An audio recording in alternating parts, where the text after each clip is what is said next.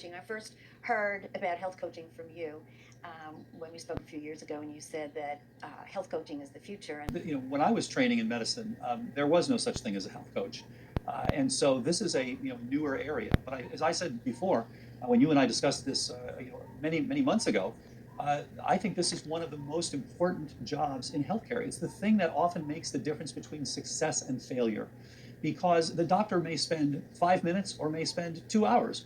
Whatever he or she spends with you, this doesn't get you to the next appointment, because there are other things. You have to continue to optimize things. You have to continue to stay on.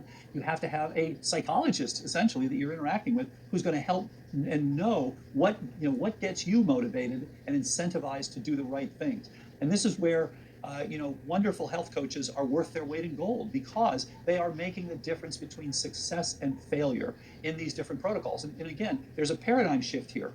Old-fashioned medicine, which is what's being practiced in 99% of practices today, is a medicine where we're treating people with a drug.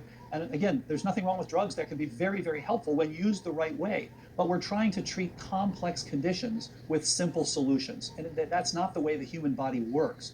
So as we're changing to 21st century medicine, as you mentioned, we're now looking at these complex organisms we call human beings, and the complex organ called the brain.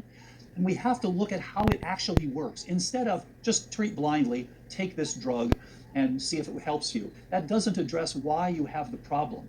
So in fact, the drugs are going to work best when you're using the approach of looking at the entire system together, looking at how the brain functions, looking at the critical parameters for these things. And the health coach helps you to do the right thing, to continue to optimize, and to give yourself the best chance for survival. And the average American, by the time of death, spends $350,000 on Alzheimer's disease. And this is because they're in a nursing home, or because they're taking expensive drugs, or what have you. So this is a huge problem. You can get rid of probably 90% of that just by doing the right things and making it so that you never have to go into a nursing home. And part of that is to have a good health coach who understands how to get best outcomes.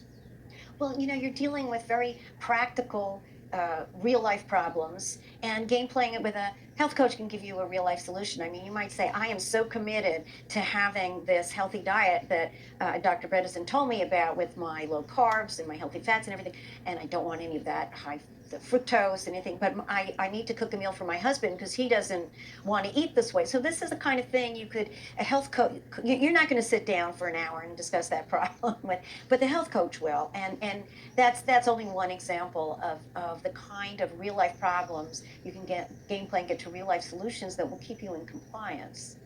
Exactly. And you look at what the health coach has to do. You have to remember there are basically four major groups of things that are creating this problem. And we talked about some of these. So it is anything that's creating inflammation, and that can be a poor diet. It can be exposure to various things. It can be infections. And then anything that's creating toxicity, and that can be biotoxins or metallotoxins or air pollution, things like that. The third there is not having enough energy, as we talked about earlier. Blood flow, oxygenation. So many people that have sleep apnea have cognitive decline associated with sleep apnea. It's mitochondrial function, it's ketosis. And then the fourth major group is trophic activity, and that's nerve growth factor, BDNF, hormones, nutrients, vitamin D, things like that. These are the big four groups of players.